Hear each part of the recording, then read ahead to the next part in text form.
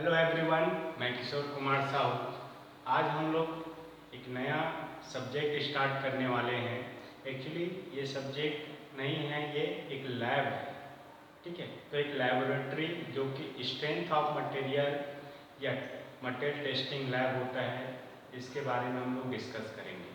ठीक है, तो पहले हम इस लैब के बारे में कुछ इंट्रोडक्शन देख लेते हैं कि इस लैब में होता क्या है। तो लैब का नाम है मटेरियल टेस्टिंग लैब। ठीक है, जैसा कि आप पहले भी जानते हैं, जान चुके हैं या पढ़े हुए हैं कि मटेरियल जो होता है अकॉर्डिंग टू फेस उसको हम तीन पार्ट में डिवाइड कर सकते हैं। ठीक है, एक होता है लिक्विड फेस में मटेरियल, दूसरा होता है सॉलिड फेस में मटेरियल और तीसरा होता है गैसियस फेस में मटेरियल। ठीक है, तो मटेरियल टेस्टिंग लैब में हम लोग बेसिकली सॉलिड मटेरियल का टेस्ट करते हैं। ठीक है, सॉलिड में भी हम जो मटेरियल है उसको दो पार्ट में डिवाइड कर सकते हैं। एक होता है मेटल, दूसरा होता है नॉन मेटल, धातु और अधातु। क्लियर है? तो इसमें भी हम इस लैब में आगे जाके मेटल्स का टेस्टिंग करेंगे। ठीक है, फिर मेटल को हम आगे दो पार्ट में डिवाइड कर सकते हैं। एक होता है फेरस मेटल और दूसरा होता है नॉन फेरस मेटल। तो मटेरियल या मेटल के प्रॉपर्टी के बारे में हम एक अलग से सब्जेक्ट होता है जिसमें डिस्कस करते हैं मटेरियल साइंस।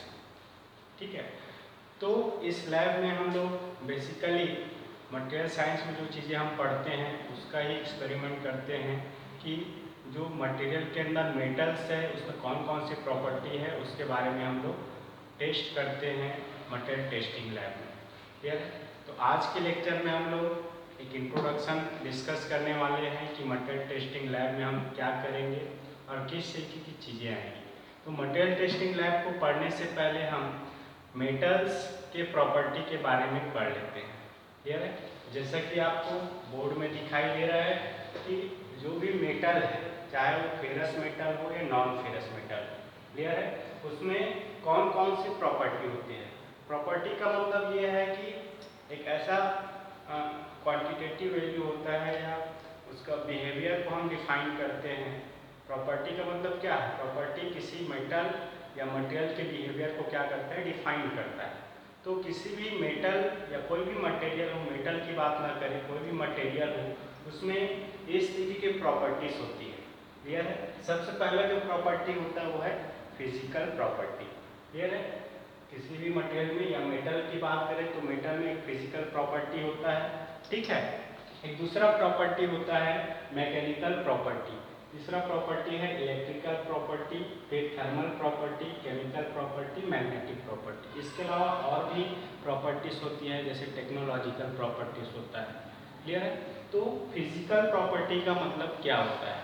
फिजिकल प्रॉपर्टी का मतलब होता है किसी भी पदार्थ या किसी भी मेटल का ऐसा गुण जो उसके फिजिकल बिहेवियर को डिफाइन करता है। जैसे कोई मेटल है या कोई भी मटेरियल है तो उसका साइज कैसा है, उसका शेप कैसा है, कलर कैसा है, ठीक है, किस फेस में है, ये सब क्या है? फिजिकल प्रॉपर्टी है। क्लियर है? एक दूसरा प्रॉपर्टी है मैकेनिकल प्रॉपर्टी। तो मैकेनिकल प्रॉपर्टी को अलग से हम लोग डिस्कस करेंगे क्योंकि मटेरियल टेस्टिंग लैब में हम मेटल के मैकेनिकल प्रॉपर्टी को ही टेस्ट करते हैं। क्लियर है? एक प्रॉपर्टी होता है इलेक्ट्रिकल प्रॉपर्टी। तो इलेक्ट्रिकल प्रॉपर्टी क्या होता है? कोई भी अलग अलग मेटल है या कोई भी मटेरियल है तो मेटल या मटेरियल में एक प्रॉपर्टी होता है कि उसमें इलेक्ट्रिकल सप्लाई हो सकता है या नहीं सप्लाई होता है। ठीक है, तो कंडक्टर नॉन कंडक्टर जो मटेरियल पढ़ते हैं उस तरीके की प्रॉपर्टी जो आता है वो इलेक्ट्रिकल प्रॉपर्टी से। तो इलेक्ट्रिसिटी से रिलेटेड जो प्रॉपर्टी होती है मटेरियल में, इसको हम लोग बोलते हैं electrical properties of the metal. Clear है? Another property of the material is thermal property. Thermal property का मतलब क्या? Thermal is concern with the heat. ठीक है, तो कोई भी मेटल या कोई भी मटेरियल है तो उसमें क्या होता है? हीट फ्लो हो सकता है या हीट फ्लो नहीं हो सकता है, और भी अलग तरीके की हीट से रिलेटेड प्रॉपर्टी होती है। तो उन सभी प्रॉपर्टी को हम लोग थर्मल प्रॉपर्टी कहते हैं। जैसे हीट कंडक्टर है या हीट नॉन कंडक्टर है। ठीक है, ये क्या है? Thermal property of the material. Clear है? Another property is chemical property. ठीक है, हर एक मेटल या हर एक मटेरियल का एक केमिकल प्रॉपर्टी होता ही है, वो सब केमिकल प्रॉपर्टी के अंदर आता है। Another property is magnetic property, है ना, नॉन मैग्नेट मटेरियल है या मैग्नेट मटेरियल है तो वो सब क्या आते हैं, मैग्नेटिक प्रॉपर्टी के अंदर आते हैं। क्लियर है? तो ये छोटा सा इंट्रोडक्शन है कि किसी भी मेटल जिसका हम टेस्ट करने वाले हैं उसमें किस तरह की प्रॉपर्टी हो सकती है, और सभी तरह की प्रॉपर्टी को चेक करने के लिए, उसको टेस्ट करने के लिए अलग अलग एक्सपेरिमेंट होता है। हम जो लैब करने वाले हैं मटेरियल टेस्टिंग लैब, उसमें mechanical property of the metal को टेस्ट करेंगे। क्लियर है? तो आगे हम लोग डिस्कस करते हैं mechanical property of the metals के बारे में। क्लियर? अब ये मैकेनिकल प्रॉपर्टी को आगे हम ब्रीफ में डिस्कस करेंगे कि मैकेनिकल प्रॉपर्टी क्या होता है। क्लियर?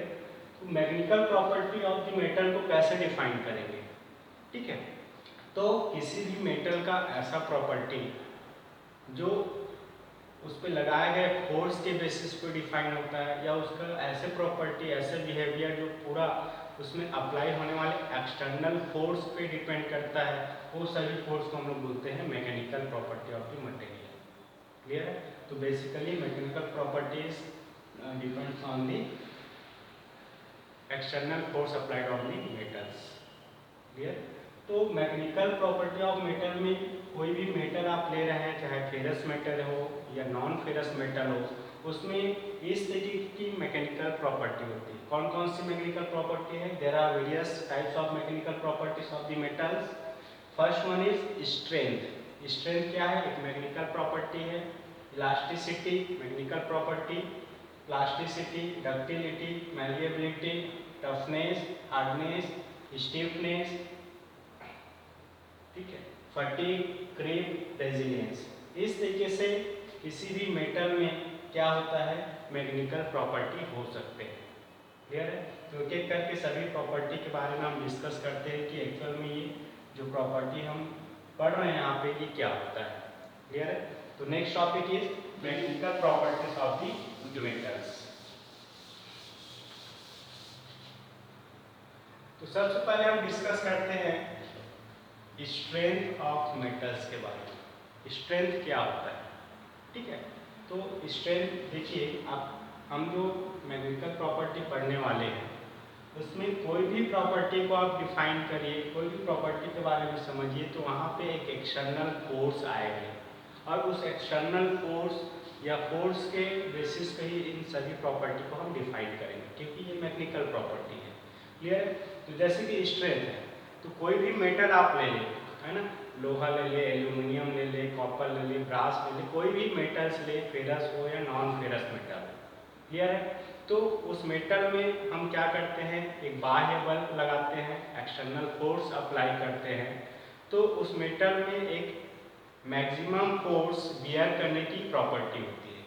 ठीक है, तो मैक्सिमम फोर्स विथस्टैंड करने की एक गुण होता है, सहने का गुण होता है, कहाँ तक? उसके टूटने तक, मतलब टूटने तक अधिकतम बल सहने की जो क्षमता होती है किसी भी मेटल में, उसको हम लोग क्या बोलते हैं?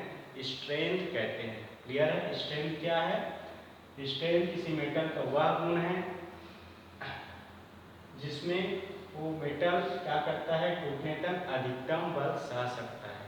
क्लियर है? और ये जो बल हम लगा रहे हैं मेटल में, वो किसी भी तरीके का फोर्स हो सकता है। टाइप्स ऑफ फोर्स अलग अलग होता है। ठीक है, हम उसके बारे में आगे डिस्कस करेंगे कौन कौन से फोर्स हो सकते हैं। तो किसी भी तरीके का फोर्स लगे, अधिकतर कितना फोर्स बियर कर सकता है, वो उसका स्ट्रेंथ कहलाता है। क्लियर है? अब ये जो स्ट्रेंथ है वो चार प्रकार के होते हैं। There are 4 types of strength. Clear है? पहला होता है टेंसाइल स्ट्रेंथ, दूसरा होता है कंप्रेसिव स्ट्रेंथ, तीसरा होता है शियर स्ट्रेंथ, और चौथा होता है bending strength. Tension, compression, shear, bending, ये चार प्रकार के क्या है, बल है, बल के प्रकार है, 4 टाइप्स ऑफ फोर्स है। तो जब टेंशन फोर्स लग रहा है तो कितना मैक्सिमम टेंशन फोर्स लग रहा है? टेंशन फोर्स मतलब तनाव बल। ठीक है, तो अधिकतम तनाव बल सहने की क्षमता क्या होगा? टेंशन स्ट्रेंथ ऑफ मेटल होगा। कंप्रेसिव फोर्स मतलब दबाव बल, हम दबाव बल लगा रहे हैं किसी पदार्थ पे, तो अधिकतम कितना दबाव बल सह सकता है? टूटने तक। तो मेटल का क्या हो जाएगा? वो कंप्रेसिव स्ट्रेंथ हो जाएगा। वैसे ही शियर और बेंडिंग लोड या बेंडिंग फोर्स भी होता है, जो फोर्स काम करता है, मैक्सिमम कितना फोर्स काम करता है अप टू रप्चर पॉइंट, तो उसका स्ट्रेंथ कहलाता है। क्लियर है? आगे उसको डिस्कस करेंगे टाइप्स ऑफ लोड और स्ट्रेंथ के बारे में। ठीक है, अब ये स्ट्रेंथ तो आपको समझ में आ गया, लेकिन इसको हम टेस्ट करते हैं लैब में, मटेरियल टेस्टिंग लेबोरेटरी में। तो कौन से मशीन इक्विपमेंट का यूज़ करेंगे? तो स्ट्रेंथ को चेक करने के लिए हम यूनिवर्सल टेस्टिंग मशीन का यूज़ करते हैं, है ना, यूटीएम मशीन भी इसको बोलते हैं। ठीक है, तो यूनिवर्सल टेस्टिंग मशीन में किसी भी मेटल का हम स्ट्रेंथ टेस्ट करते हैं। क्लियर है यहाँ तक? अब दूसरा प्रॉपर्टी हम डिस्कस करते हैं इलास्टिसिटी के बारे में। इलास्टिसिटी क्या है ना, ये भी एक मैकेनिकल प्रॉपर्टी है किसी मेटल का या किसी मटेरियल का भी हो सकता है, लेकिन बेसिकली हम मेटल की बात करें तो मेटल की इलास्टिसिटी प्रॉपर्टी। तो क्या होता है, मान लो आपके पास कोई भी एक मेटल है, इस तरीके से कोई ऑब्जेक्ट है हमारे पास, एक रॉड है ऐसा मान लीजिए, है ना, सर्कुलर रॉड हो सकता है, छड़ हो सकता है ना, इसका एक लंबाई होगा। मान लो इसकी लंबाई क्या है, small A. Small A is the length of this rod. Clear? अब ये जो रॉड है इसमें हमने क्या किया, इस तरीके से फोर्स अप्लाई किया, दोनों सिरे से हम क्या कर रहे हैं, इसको खींच रहे हैं, मतलब खिंचाव बल है, तनाव बल है, तो ये क्या है, टेंशन फोर्स अप्लाई कर रहे हैं। क्लियर?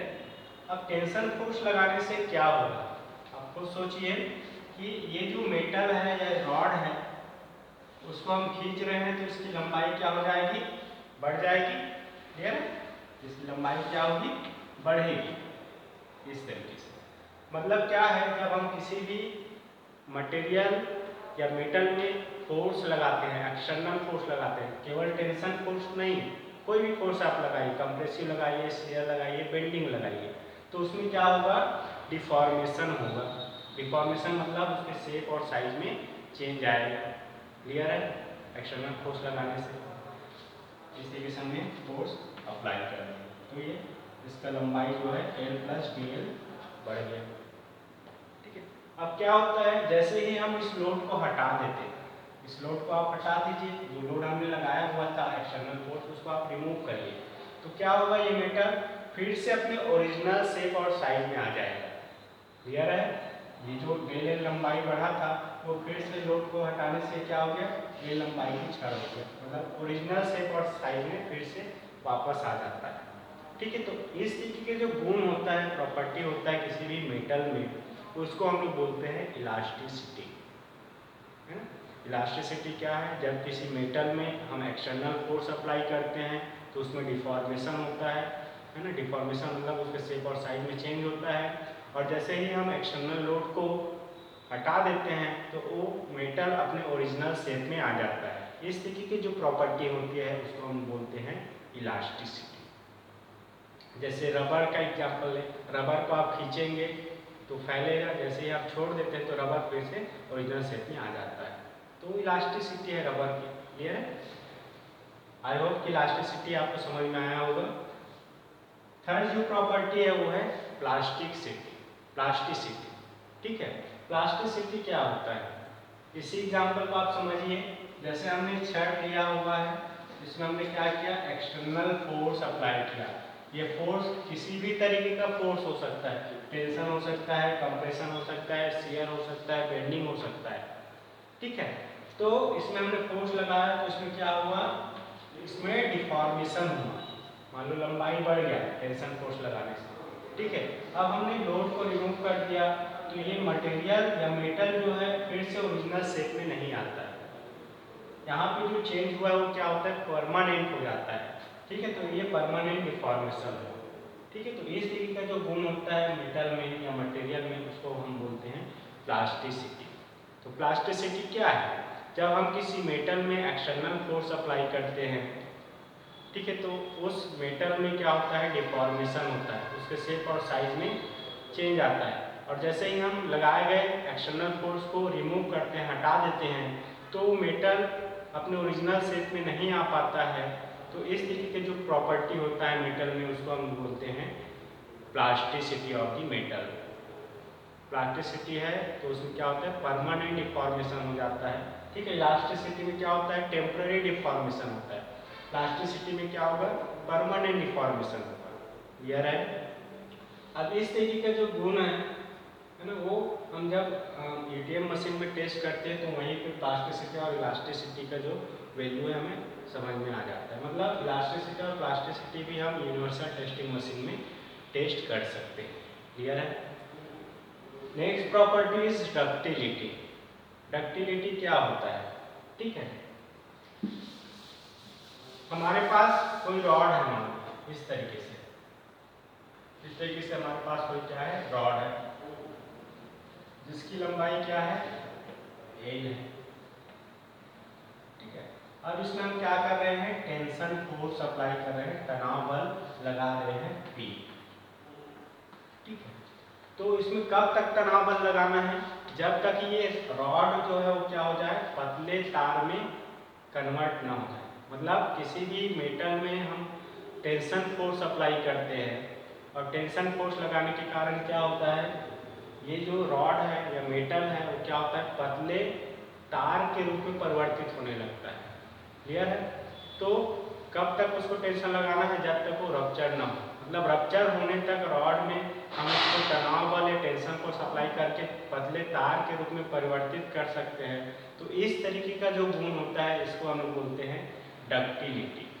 क्लियर है। डक्टिलिटी क्या है, डक्टिलिटी किसी मेटल का वह गुण है जिसके कारण उस मेटल को हम टेंशन फोर्स अप्लाई करके पतले तार के रूप में परिवर्तित कर सकते हैं, वायर के फॉर्म में बना सकते हैं। क्लियर है। तो ये डक्टिलिटी होता है। और इस तरीके का गुण जिस मेटल में होता है उसको हम डक्टाइल मटेरियल कहते हैं। तो जब डक्टिलिटी का आप टेस्ट कर रहे हैं, डिफाइन कर रहे हैं, तो इस केस में केवल हम टेंशन फोर्स अप्लाई करेंगे। क्लियर है। टेंशन फोर्स अप्लाई करते हैं। और डक्टिलिटी को कैसे हम कैलकुलेट कर सकते हैं, ठीक है। देखिए ये मेटल है, इसको हमने टेंशन फोर्स अप्लाई किया, ठीक है, P। तो क्या होगा, इसका लेंथ जो है क्या होगा, L था। फोर्स लगाने के बाद इसमें क्या हो जाएगा, लंबाई बढ़ेगा, टेंशन फोर्स लगाने से डेल L हो गया, जितना भी हुआ डेल L मान लो, लंबाई बढ़ गया। क्लियर है। तो डक्टिलिटी को हम कैलकुलेट कैसे करेंगे, ठीक है। डक्टिलिटी को हम परसेंटेज ऑफ इलॉन्गेशन का एक फॉर्मूला है जिसका यूज करके डक्टिलिटी को कैलकुलेट कर सकते हैं। जितना ही इलॉन्गेशन ऑफ परसेंट अधिक होगा उतना ही डक्टिलिटी अधिक होगा। क्लियर है। तो परसेंटेज ऑफ इलॉन्गेशन क्या होगा, परसेंटेज ऑफ इलॉन्गेशन ये होता है change in length upon original length into 100। ये फॉर्मूला जो है वो परसेंटेज में आएगा, कितना लंबाई में परिवर्तन हो रहा है टेंशन फोर्स लगाने से, और ओरिजिनल लेंथ क्या था, और उसको हम 100 से मल्टीप्लाई कर देंगे। कितना परसेंटेज ऑफ लेंथ में चेंज हुआ है इसको कैलकुलेट कर ले तो ये डक्टिलिटी को शो करता है। जितना ज़्यादा परसेंट आएगा उतना ज़्यादा डक्टिलिटी होगा। क्लियर है। डक्टिलिटी इम्पॉर्टेंट है। और ऐसे मटेरियल जिसमें डक्टिलिटी होता है उसको हम डक्टाइल मटेरियल कहते हैं। नेक्स्ट जो प्रॉपर्टी है वो है मैलिएबिलिटी, ठीक है। मैलिएबिलिटी क्या है, किसी मेटल का वह मैकेनिकल प्रॉपर्टी है जिसके कारण उस मेटल पे हम कंप्रेसिव फोर्स लगा के पतले चादर के फॉर्म में कन्वर्ट कर सकते हैं, शीट मेटल के फॉर्म में कन्वर्ट कर सकते हैं। तो जब मैलिएबिलिटी को आप डिफाइन कर रहे हैं तो यहाँ पे हम कौन सा फोर्स लगाएंगे, कंप्रेसिव फोर्स, टेंशन या दबाव बल। मान लो इस तरीके से कोई मेटल है हमारे पास, ठीक है, ऐसा मेटल है। अब इसमें हमने क्या किया, कंप्रेसिव फोर्स लगाया, इस तरीके से दबाव बल होने लगा, तो ये मेटल क्या होगा, फैलेगा ऐसे। और कब तक इसमें कंप्रेसिव फोर्स अप्लाई करना है, जब तक ये पतले चादर में कन्वर्ट ना हो जाए, बिना टूटे, बिना रप्चर हुए। तो बिना रप्चर हुए कंप्रेसिव फोर्स लगा के किसी मेटल को पतले चादर या शीट मेटल के फॉर्म में कन्वर्ट कर सकते हैं। तो इस तरीके का जो गुण होता है उस मेटल में, इसको हम लोग बोलते हैं मैलिएबिलिटी। क्लियर है। तो यहाँ पे हम कंप्रेसिव फोर्स अप्लाई करेंगे जब मैलिएबिलिटी को डिफाइन कर रहे हैं, ठीक है। और इसको हम कैलकुलेट करने के लिए क्या यूज करते हैं? मैलिएबिलिटी किसी भी मेटल में है तो इसको परसेंटेज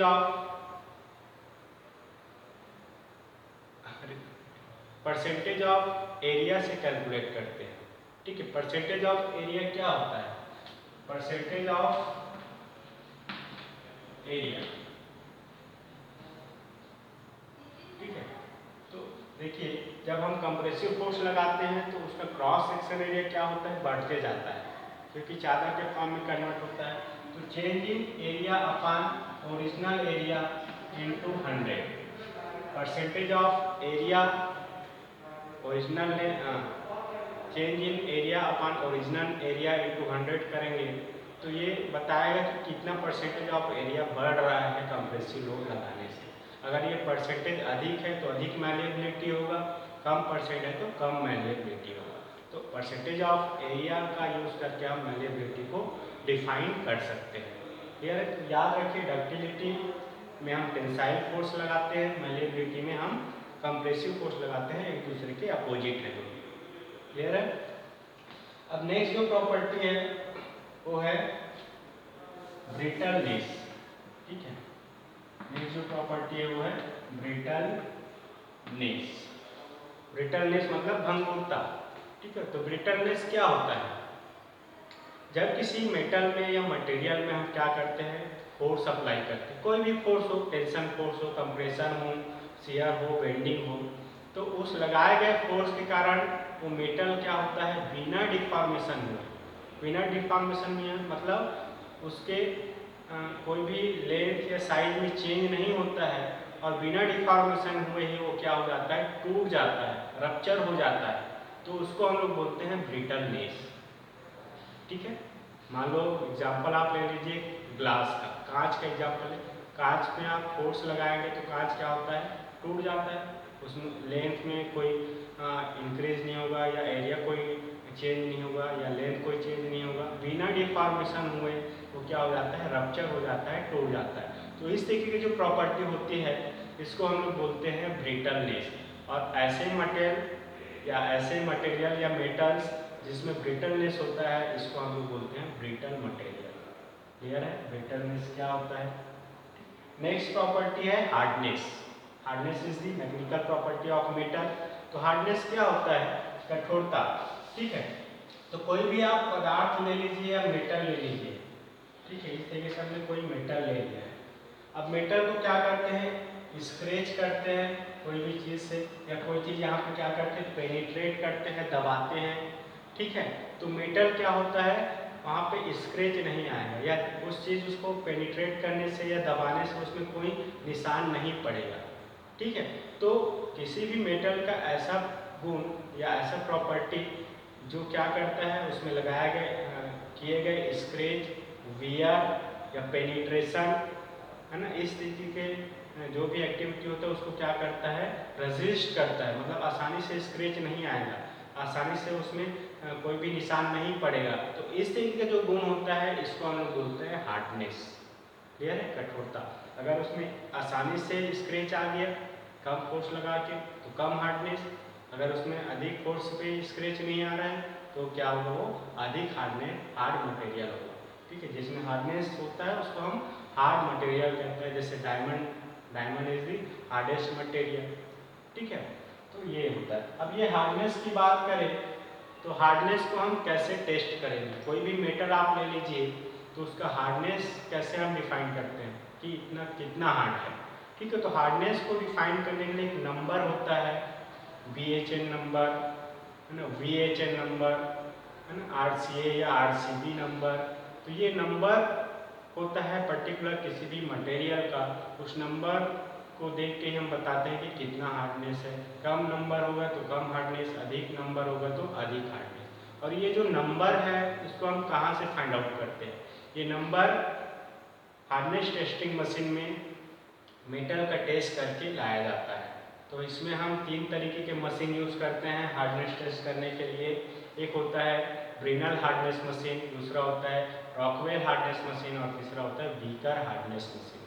ये 3 मशीन के बारे में आगे हम डिस्कस करेंगे कि हार्डनेस कैसे इससे हम फाइंड आउट कर सकते हैं या इसको टेस्ट कर सकते हैं। क्लियर है। आगे नेक्स्ट प्रॉपर्टी है stiffness. Stiffness is the mechanical property of metal.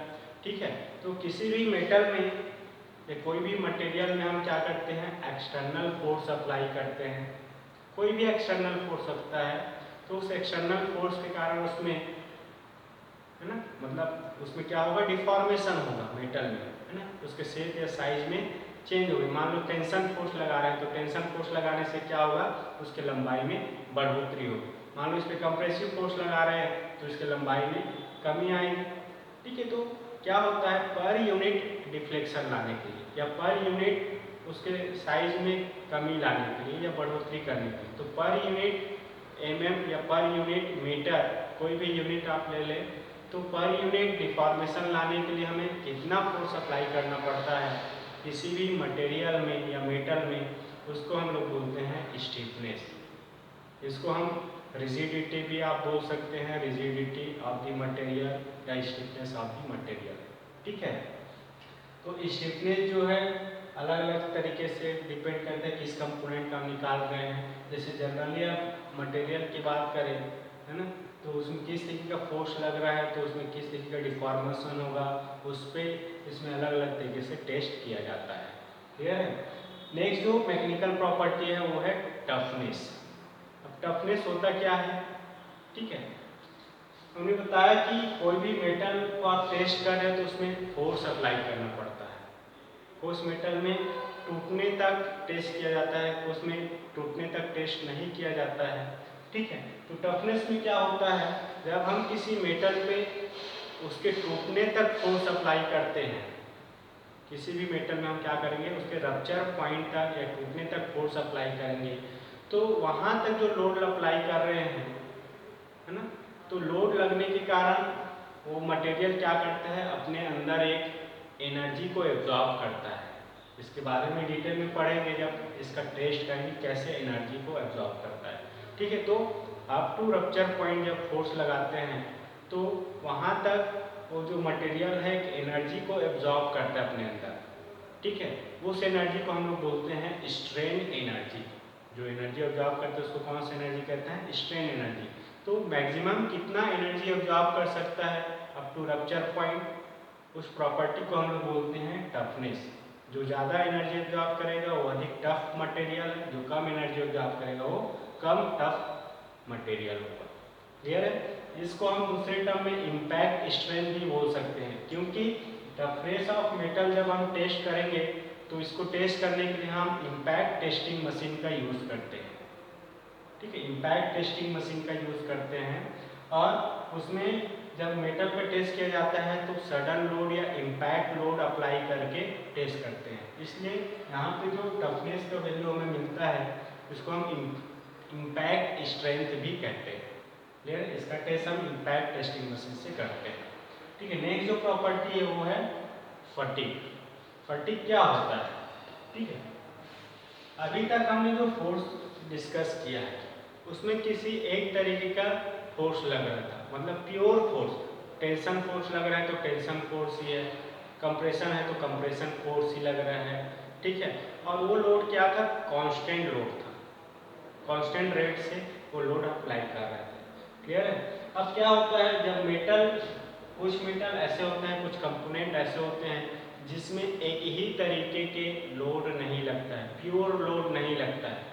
केवल टेंशन लोड नहीं लगेगा, टेंशन के साथ साथ उसमें कंप्रेशन भी लगेगा, शियर भी लगेगा, बेंडिंग भी लगेगा। तो इस तरीके के लोड को हम लोग बोलते हैं कंबाइंड लोड। क्लियर है। तो कंबाइंड लोड लगता है किसी भी मेटल में, तो मेटल क्या होता है, उसका एक यील्ड स्ट्रेंथ होता है। यील्ड स्ट्रेंथ क्या होता है इसके बारे में आगे डिस्कस करेंगे। तो यील्ड स्ट्रेंथ के पहले ही वो जो मेटल हो क्या हो जाता है, फेल हो जाता है, टूट जाता है। ठीक है, तो इसको हम लोग बोलते हैं फटीग। इस तरीके का जो गुण होता है उसको फटीग कहते हैं। तो फटीग क्या है, एक्चुअली में वह प्रॉपर्टी है जिसके कारण कोई मटेरियल में लगने वाला कंबाइंड लोड को क्या करता है, वो यील्ड स्ट्रेंथ से पहले ही रप्चर हो जाता है। तो कितना मैक्सिमम लोड बियर कर सकता है अप टू रप्चर पॉइंट, जब उसमें कंबाइंड लोड एक्ट कर रहा हो, तो उस स्ट्रेंथ को हम लोग बोलते हैं फटीग या फटीग स्ट्रेंथ। क्लियर है। जैसे एग्जांपल के लिए आप ले लीजिए कि ये रॉड है, रॉड को हमें तोड़ना है तो हम क्या करते हैं, नीचे ऊपर इस तरीके से बेंड करते हैं, एक बार ऊपर फिर नीचे, ऊपर फिर नीचे, इस तरीके से बेंड करके हम रॉड को क्या कर सकते हैं, बीच से तोड़ सकते हैं। ठीक है, तो ऊपर नीचे देखिए, ऊपर नीचे ऐसे करने से क्या होगा, ऊपर वाले लेयर में कंप्रेशन टेंशन आ गया, नीचे वाले लेयर में भी कंप्रेशन टेंशन आता है। ठीक है, तो इस तरीके के लोड को हम बोलते हैं कंबाइंड लोड। या आप कोई भी शाफ्ट ले ले, शाफ्ट क्या है, घूम रहा है और उसमें बेंडिंग फोर्स भी लग रहा है, तो वहाँ पे टॉर्सन, टॉर्क और बेंडिंग दोनों लोड लग रहा है, तो ये कंबाइंड लोड है। तो बहुत कंबाइंड लोड का अलग अलग टाइप्स होता है। एक फटीग अलग से टॉपिक है जिसके बारे में डिस्कस करेंगे आगे। और फटीग स्ट्रेंथ होता है, जब मैक्सिमम कंबाइंड लोड कितना बियर कर सकता है टूटने तक, तो उसको हम लोग फटीग स्ट्रेंथ कहते हैं। और इसका टेस्ट जो है हम लोग फटीग टेस्टिंग मशीन में टेस्ट करते हैं मेटल का फटीग स्ट्रेंथ। क्लियर है फटीग क्या है। नेक्स्ट जो मैकेनिकल प्रॉपर्टी है वो है क्रीप। क्रीप क्या होता है, ठीक है, कोई भी मेटल है या मटेरियल है, ठीक है, ये मान लो ये मेटल है, अब इसमें खुद का वेट भी है, तो खुद का वेट के कारण इसमें कोई डिफॉर्मेशन होगा क्या, नहीं होगा। लेकिन इसमें मान लो 100 न्यूटन का हम फोर्स लगा दें, यहाँ तो कुछ वेट लटका देते हैं, तो भी डिफॉर्मेशन नहीं होगा या इसमें चेंज नहीं होगा। तो 100 न्यूटन लोड लगाने के बाद भी इसमें डिफॉर्मेशन होगा, लेकिन 100 न्यूटन का फोर्स क्या हो, बहुत टाइम तक उस पर लगा रहे, अप्लाई रहे, है ना, तो धीरे धीरे क्या होगा, इसमें डिफॉर्मेशन होगा। कांस्टेंट लोड पे क्या हो रहा है, डिफॉर्मेशन हो रहा है विथ रेस्पेक्ट टू टाइम। या हम क्या करें, मान लो 100 न्यूटन का फोर्स हमने यहाँ पे लटकाया हुआ है, वेट लटकाया हुआ है, और यहाँ पे आसपास क्या कर दें, हम टेम्परेचर को बढ़ा दें, तो भी क्या होगा, उस कांस्टेंट लोड पे ये इसमें डिफॉर्मेशन होगा। ठीक है, तो क्या होता है, कांस्टेंट लोड पे जब ऑब्जेक्ट में डिफॉर्मेशन होता है तो उस चीज़ की प्रॉपर्टी को हम लोग बोलते हैं क्रीप। क्लियर है, तो ये बेसिकली हम लोग यूज़ करते हैं ऐसे मटेरियल के लिए जिसके आसपास का एनवायरनमेंट में क्या हो, टेम्परेचर वेरी करे। जैसे बॉयलर है, तो बॉयलर क्या होता है, वहाँ पे हाई टेम्परेचर रहता है, तो बॉयलर में क्या होता है, वहाँ पे जो भी लोड है कांस्टेंट लोड है, तो उस कांस्टेंट लोड को क्या हो सकता है, हाई टेम्परेचर के कारण उसमें डिफॉर्मेशन आ सकता है ना। तो कांस्टेंट लोड पे क्या होता है, कितना मैक्सिमम कांस्टेंट लोड बियर कर सकता है विदाउट डिफॉर्मेशन, वो क्रीप होगा। या कांस्टेंट लोड पे धीरे धीरे किसी मेटल में क्या होता है, with respect to time, with respect to temperature क्या होता है, उसमें डिफॉर्मेशन आता है, तो इस तरीके की प्रॉपर्टी को हम लोग बोलते हैं क्रीप। क्लियर है, क्रीप क्या है। इसको सभी प्रॉपर्टी को हम जब टेस्ट करेंगे तो और डिटेल में हम लोग डिस्कस करेंगे।